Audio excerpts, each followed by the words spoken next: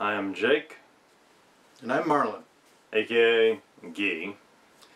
There's a lot going on lately with the coronavirus, people playing some what they consider appropriate songs like It's the End of the World as We Know It, and according to some, Eve of Destruction, which got me thinking, why don't we react to something that's related to Eve of Destruction. Today we're going to be reacting to a reviewer who I've reacted to before but don't do that often, Todd in the Shadows. He's a music reviewer, does mostly pop songs, but another popular series he does is Hit Wonderland, talking about a song that the artist is pretty much only known for and their careers, a bit of a retrospective thing going on. Me and my friend Alex reacted to his retrospective on Michael Sintros, the singer of She's a Maniac, and me and my cousin Nick reacted to his retrospective on Eddie Murphy's song career of sorts. Today we're going to be reacting to his retrospective on Barry McGuire, the singer of Eve of Destruction, and what came in before and after that song. And since you're someone who lived through the 60s, I thought it seemed appropriate. Very appropriate. Barry McGuire. Very old, but he knows it. Ready? Ready. Let's do this.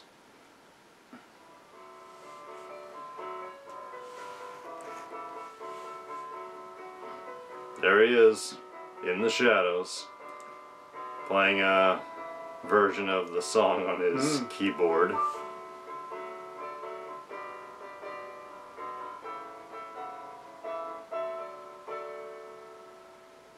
Welcome back to Hit Wonderland, where we take a look at the full careers of bands and artists known for only one song. And I gotta be honest, I feel like this series has gotten bogged down a bit in the 80s and 90s. Spin me around. It's very kind of the show, but I want to branch out a bit. So instead, let's go back, way back to the 60s. In fact, today we're doing maybe the 60s song ever written. This dude with the frog voice and the page boy haircut is Barry McGuire. The year was 1965, and a white dude playing an acoustic guitar was not nearly as much of a tired cliche. Partly because there was a good chance they'd actually sing about something that matters, as is the case here. Protest music was really starting to gain ground, and this is one of the first to hit it big on the pop charts. And this wasn't one of those happy hippie anthems either. I mean, you can see it right in the title. Yeah, tell me over and over and over again, my friend, why you don't believe we're on the eve of destruction. Yeah, none of that give peace a chance, all you need is love crap. No, the message is very clear. The world is going to explode and we're all going to fucking die. I'm telling you, man, it's all going to be okay. Shut up! We're doomed! Of course, to understand the sentiment, you really needed to be there. Which you were. I was. Take a look around to Selma, Alabama. This song is very, very of its time, and littered with enough specific references to major world events to make a good solid verse of We Didn't Start the Fire. I mean, check out all its concerns. Human rights abuse in communist China, war in the Middle East, racial tension and violence in America. In other words, it has zero relevance to the modern day. But, as a snapshot of the world in 1965, you could hardly hope for a more effective song. I mean, you can look at the Beatles or the Stones, but if you really want a song from that year that really mapped out the direction of pop music, I'd listen to this. But that future would be one without Barry McGuire. McGuire largely dropped off the map, even as the 60s seemed to inch ever closer to the day of destruction. Why did such a thing happen? Did he die? I mean, it was the 60s. Ooh, maybe he meant eve of self-destruction. This whole crazy world is just too frustrating that you tell me. As you probably know, the early 60s folk scene was one of the most fertile and significant times in music. The soundtrack to an era of increased social consciousness and widespread change. Well, Barry McGuire was a key member and a lead vocalist in one of the biggest, most successful folk bands of the day, a superstar act in the folk scene, the New Christie Minstrels. They were big in that era. New Christie Minstrels were, they were not the hippest act of the time. They were, pretty, non-threatening. Okay, have you ever seen A Mighty Wind, the Christopher Guest mockumentary? Okay, you know the Smiley Smile, squeaky clean group that all the other folkies hate? That's supposed to be the New Christie Minstrels. I don't think the Minstrels were in a cult that worshipped colors, but yeah, that's supposed to be them. And now there ain't nobody in the wide world gonna tell me how to spend my time. You know, I'm just... Okay, that's Barry. And even with Barry up front singing with his rougher voice, they're still...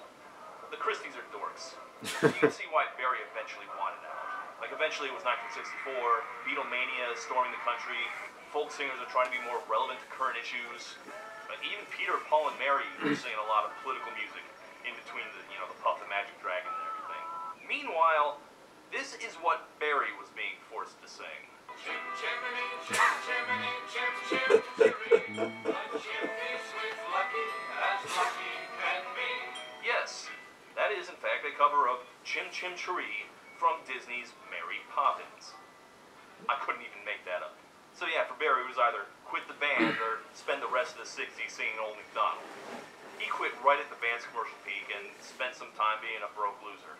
That is, until legendary producer Lou Adler scooped him up and... Director of Cheech and Chong's Up in Smoke as well. This song is something special. It has an awful lot of important things to say about how we grown-ups are running the world. It was recorded... Okay, I don't know if you know this, but the 60s were really intense and a lot of shit happened. Barry McGuire and Eve of Destruction. That Jerry Lewis? Eve of Destruction is, I think, the first big pop hit protest song. Something that would get a lot more popular as the decade went on. There were protest songs before this too, obviously, most notably from Bob Dylan, but they were not hits. Bob Dylan didn't have his first hit until that year, Like a Rolling Stone. It went to number 2. Eve of Destruction went to number 1. And you tell me over and over and over again, my friend. That seems really unfair, doesn't it? Because Eve of Destruction is a complete and total Dylan rip. Raspy voice, harmonica and all. Dylan might as well have sued if there weren't also a billion other Dylan wannabes he had to worry about. And for many people who grew up after the Boomer era, I can see why they might not like this song. I mean, the baby boomers certainly loved crowing about how much better their music was, so to a lot of people my age, Vietnam War era music just turns their stomach. You will remain here for eternity. Animaniacs. Whiny protest songs from the 60s. Oh, I hate the government more than you and me. The government stole my goldfish and above my TV. Me personally, I really like the song, even though the individual details have nothing to do with me or my life. You may leave here for 4 days in space, but when you return, it's the same old place. Like I said, there are a lot of 60s specific references in it. To Jim Crow, Space Race, to the draft. They're old enough to kill, but not for voting. Years after this, the government passed the 26th Amendment, which lowered the voting age to 18. I like to think it was entirely because of this song. So, see how much better you have it now, 18-year-olds? You can vote now. Not that any of you do. Oh, and you can't buy beer anymore either. Thumbs up. Different times.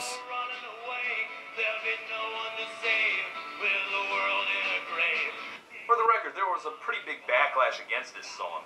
Legendary protest singer Phil Ochs hated it. And I get why. Because it's a bit adolescent and naive.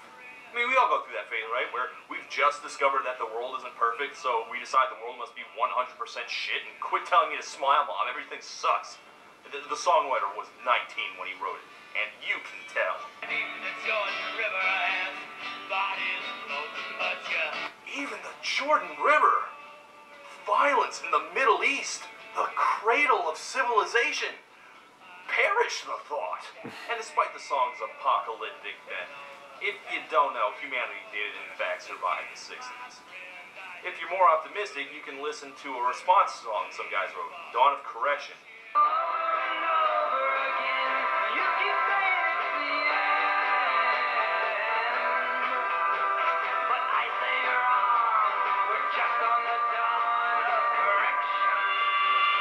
did argue that, you know, things are actually getting better and no one's actually crazy enough to start a nuclear war and seriously quit whining.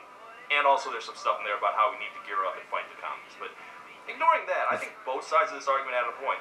Things did get better and things also got a lot uglier. As a song, though, Dawn of Correction blows. Because it's a response record. And all response records kind of blow. But also it's because even Destruction's anger is honest and real. Don't tell him to stop whining.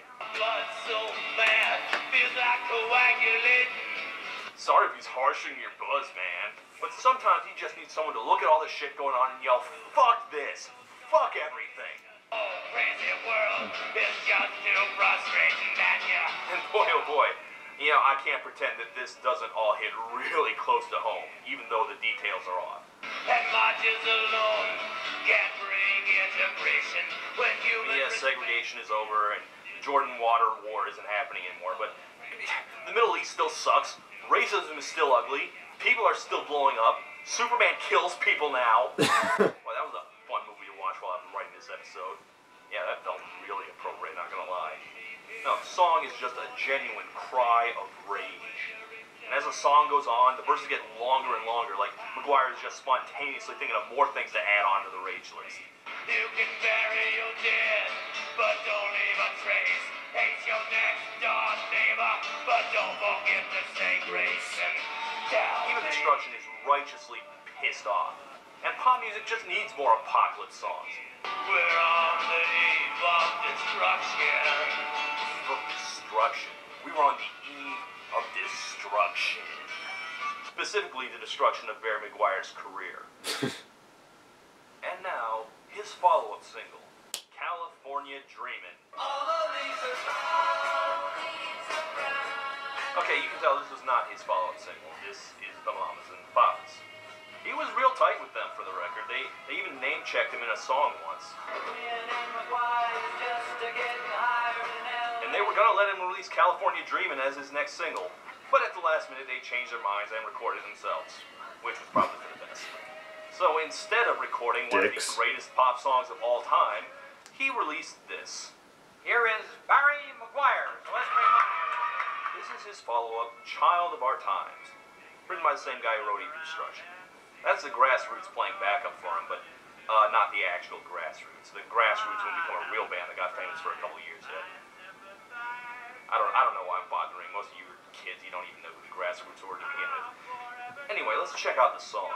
Each moment you're alive, you're that much closer to death. Oh god, this is gonna be even wangstier than the last one, isn't it?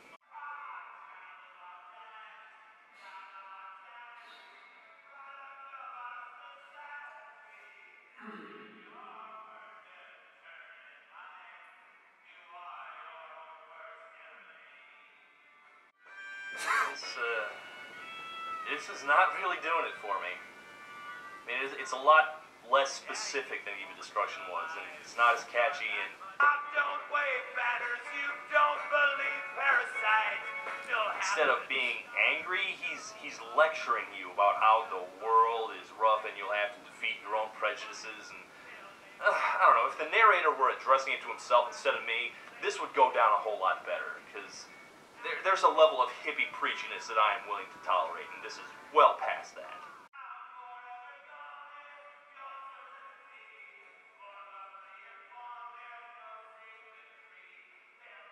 What the hell did that mean? They'll thank you in the end after they've seen the light. And this live version especially is very did not sound great. I mean, granted, you were allowed to sound like that back in the 60s. Just like how in the 90s, everyone sang like this for some reason. I don't know, maybe there just wasn't a market for a guy like McGuire. He didn't write any of his own songs, at least not during this phase of his career. He had before, but not here. I looked through his other singles, there's like a lot of Dylan covers in there. I mean, yes, lots of pop acts covered Dylan, but Barry McGuire was already kind of a rip-off Dylan. He was kind of not real enough for the folkies and not pop enough to go mainstream. And if you're gonna be a studio creation, let's face it, he wasn't exactly Davy Jones. He kind of looks like a blonde Pete Rose. Only the orphan child will sound the cries of a mistake that could never be rectified. He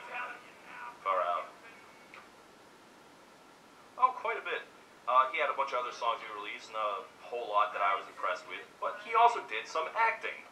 Here he is in The President's Analyst, plays a stoned-out hippie who sings folk songs. It is, granted, not the most challenging role anyone has ever taken. He also spent a year on Broadway performing in Hair, which is an excellent place to be if you're pretending to be a hippie. Give me a chest with hair. Thick, beautiful hair. So yeah, he did movies, he did Broadway, but mostly he did drugs. A lot of drugs. Yeah, it turns out my eve of self-destruction crack was pretty accurate. To give you a gauge on how far he fell in just a couple years, here's where he was by 1971. Werewolves on Wheels, starring Steve Oliver and Severn Garden. This is Werewolves on Wheels. It is about a biker gang who gets cursed and turned into werewolves. I've seen it, and unfortunately it is not as good as I made it sound. So yeah, he really hit bottom, and he looked like he was going to be yet another casualty of the 60s. Until... yes, he found Jesus. He was a Jesus hippie, a neglected subset of hippies. And he reinvented himself as a Christian musician, and that's what he's been doing for the last 40 years. And you know, I've already told you about my complete and utter disgust for Christian rock, but apparently in the early 70s it was still like real music with like real messages and stuff. Apparently the idea that Christian music should be bland garbage didn't catch on till the end of the decade. I mean, I listened to some of his 70s stuff, and it's still pretty legit. He has an album called Cosmic Cowboy, which is very, very strange, and you can listen to it on Spotify, and I'm not sure he'd actually quit drugs like he said at that point. He also has an album called Narnia, which I could not find, but which I have to listen to eventually. He still records today, Christian music, mostly for the kiddies, it seems. He also recorded a new version of Eve of Destruction in 2012. This one is less about war, has more of an environmental angle.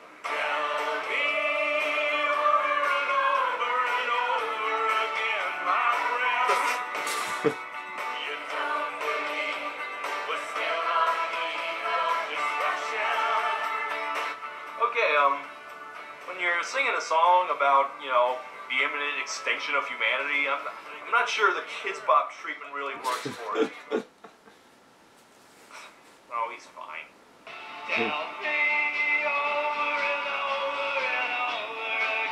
Yeah, his other songs, yeah, you can skip them. He had written a bunch of songs before he got big. He released a whole solo album. I'm not sure why he didn't write his own singles afterwards. The fact that he was broke before he got picked up for a solo career might have had something to do with it.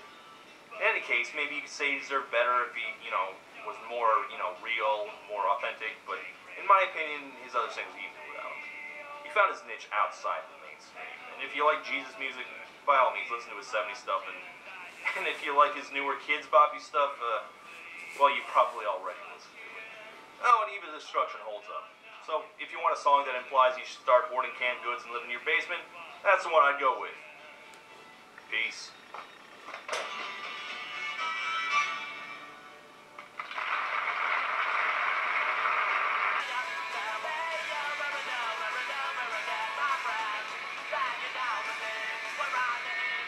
Gotta give a shout out to the patrons. So, I can't remember how many times I've shown you Todd in the past, but, what'd you think of him? I couldn't understand if he was... Were we getting an angle shot on his face, or was he in profile when he was giving the presentation? Or when he was giving his... It's from the side. Okay, and so he is in profile then, okay. yeah, and it's just a mix of having his hood obscure his face, along with really dark, limited lighting. Yeah, okay. So what I think of him, he put a lot of... It was a good production. He put a lot of work into this thing. He's well-spoken, you know, all of that kind of thing. I was around for the folk music that preceded or kind of ran into the 60s and then was taken over by other music. And the New Christian Minstrels, they were a lot of fun to listen to. They were fine. I was a young man at the time. They had a following. So somebody from a later time looking back on it, he can look down his nose at it all he wants. A lot of that stuff was a lot of fun, but it kind of led the way into the protest songs. And I recall when Barry McGuire came out with this, is this like, Wow. Okay. This was a culmination. He was one of the protesters at the time, but it is a one-hit wonder. There's no two ways about it. The voice and the message was good. It makes you say, I want to hear that again. I need to listen to what he's really saying. And so it was pretty dramatic in the music of the time. Caught a lot of people's attention. I've listened to Even Destruction a couple of times, and well, I'm not of the 60s. I like it. It's a good dark song, and the way he sings it just really fits. He's got kind of that gravelly, desperate sound to him, just like with the whole theme of destruction going on. And the song has some very impressive rhymes to it. And some of the lyrics, well, some of the stuff has changed, like as Todd pointed out, voting age, certain wars. A lot of the lyrics really stick with you, are really powerful, particularly hate your next door neighbor, but don't forget to say grace. That is, of all the phraseology, if that's a word, in that movie, in that song, that is the one that just hit people. Of all, I mean, there was a lot of things that hit people with this song, but that one did. And you know, it's still very, very current. It was, you know, obviously it's a retrospective. People heard it, you know, several decades ago, and so it is historic. It's that way, but it is also very current. Now, this song was written at a time after there had been 2 decades, at least, of nuclear armament between the West and the East, primarily the U.S. and the USSR. So that was behind it. We were locked in a war in Vietnam, and the civil rights movement of the 60s became very dramatic, very dynamic, and so it had all those things going on at once. So there was a lot of history. It didn't just all pop up at once, but it was built on one another. I mean, one thing on top of another, and so you had a civil rights movement going on, and some of the people who were the most drafted into the Vietnam War to the Army were black soldiers. So, I mean, just that kind of dynamic was going on. So, somebody from a later time looking back, and Todd treated this, I think, fairly well, respectful from his point of view anyway, but it didn't zing with me as well as the song did. I think Todd is really good in talking about the history of the singer. Yes, it's clear he does his research. Yes, I like that. There is an intellectual aspect to what he's doing that I really appreciate. And he still has time for a few jokes here and there. Yeah. And the parts where he talks about what came after Eve of Destruction, showing, I forget the name, but showing the failed follow-up song on the Ed Sullivan Show. Yeah. Yeah, that's not as powerful as Eve of Destruction. No, not at all. And I think Barry McGuire, he's got a very unique voice, and it fit Eve of Destruction. Yeah. And I do think he could sing, but I think the big thing that didn't make it work, at least for me, was I'm not sure the music matched up to how he was singing. Well, yeah, the production of his act on the stage wasn't done well. It just wasn't done well. I don't know how much they practiced together, or if anybody was giving him directions how to make this better and more effective, guys, or if it's just because it's Barry McGuire, he's on the stage, Ed Sullivan Show at between 8 and 9 o'clock on Sunday night, he's going to draw an audience, and they didn't care. The historical thing that I thought was interesting he brought up, he was going to sing Release Monday, Monday, but then the other group pulled it away, and they... I think it was, he said California Dreamin'. You're right. You are right. California Dreamin' was going to be his song. Then the Mamas and the Papas. It says, no, we're not going to give that to you, Barry. Sorry, Barry, good friend. We're going to sing that. that was a really interesting piece of trivia.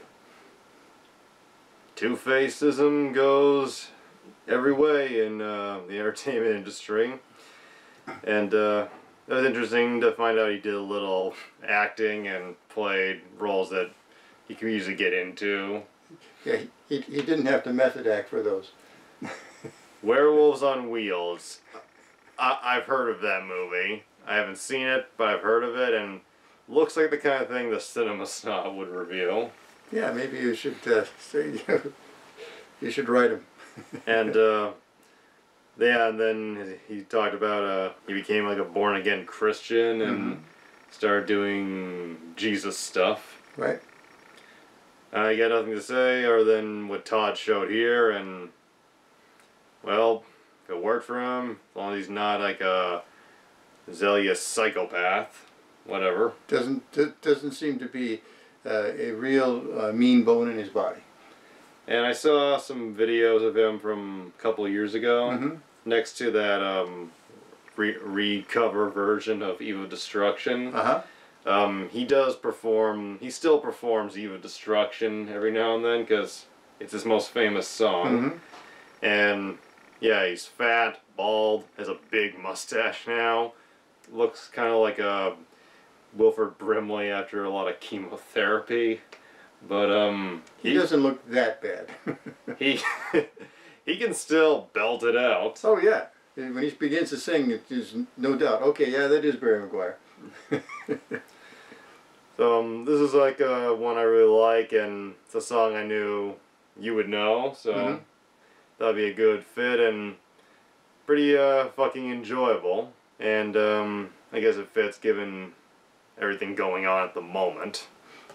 Yes. And whereas, like I said, I didn't pick up on everything that Shadow Man there had to say about this song, but he was prepared, and it was a very, very good and effective presentation. And I like how he takes you before, during, big time, and what after. Yeah, goes through it all. And I'm a fan of Todd. I haven't seen every single video he's done. He's been doing this a while. But I like him. He covers stuff well, and he does these retrospective song reviews in a way where just about anybody can get into it, especially if you're a fan of old songs or if you don't mind current pop. Does he usually start off with on the keyboard like he did this time? That's part of his deal. Okay. He is a skilled pianist. And that's how he opens every video, doing his own little version. And every now and then he does a movie review. He did some crossovers way back in the day with the Nostalgia Critic, the Nostalgia Chick, No More. And occasionally on his channel he'll do solo movie reviews, usually of a movie that stars a pop singer. He did Glitter with Mariah Carey, and he has this series where he reviews the films of Madonna, like A League of Their Own, Dick Tracy, so on and so forth. The films of Madonna. He calls that series Cinemadonna. That's not bad. That's not bad. And they're enjoyable. Really highlights how much of a diva Madonna is, but yeah, they're enjoyable, and she has put a few good things. And Todd, I just enjoy him. The reason he doesn't show his face is, unlike other reviewers, he likes to keep his real life a bit anonymous. Yeah, so that if he ever does something illegal, people won't know who he is right away. Yeah, although he has said that people have recognized him simply by focusing on his lower jaw. Because when he does show his face, like out of the shadows, in crossovers, he wears like a mask over the upper half, and people who've looked at his jaw can apparently recognize him for that. Who's got time to concentrate on that? That's a sign that those people are obsessive. Yes. So anyway, great song. I recommend listening to it in its entirety. And Todd, very good reviewer. I recommend checking out his channel, seeing what else he has to offer. Any final words? Most enjoyable. Most enjoyable. Cool. If you liked our reaction, leave a like and maybe check out the other videos if you haven't before, and if you like those, subscribe.